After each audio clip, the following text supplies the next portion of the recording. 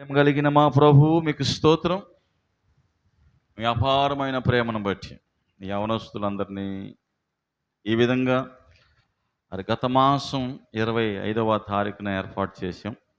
ఈ మాసం 29వ తారీఖున ఏర్పాటు చేశాం. మరి వచ్చే మాసంలో కూడా మరి యవనస్తుల కొడుకుని ఏర్పాటు చేస్తున్నాం. దీనికి సహకరిస్తున్న బిడ్డలు, సంఘ పెద్దలందరినీ పేరు పేరు చొప్పున మీరు దీవించమని, ఆశీర్వదించమని ప్రార్థిస్తున్నాం. దయతో కృపతో జ్ఞాపకం చేసుకోండి.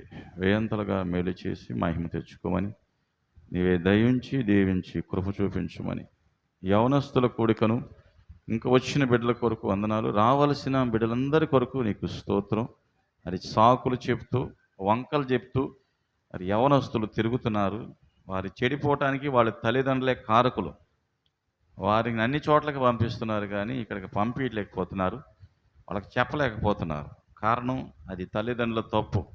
కనుక అది గుర్తెరిగి మీ అడుగుజాడలో నడిచేటట్టు కృపదయచి ఈరోజు చక్కని పాటలు, ఆరాధన, ఆయన వాక్కు మరి ఎలా ఉండాలి సంఘంలో అని అనేక విషయాలు నేర్పిస్తుండగా దీవించమని, ఆశీర్వదించమని, రే మహిమ పొందమని ఈ కుడికి అంతటినీ హస్తాలకు అప్పగిస్తూ యేసు నామములో ప్రార్థన చేసి ప్రారంభిస్తున్నాము తండ్రి. ఆమేన్.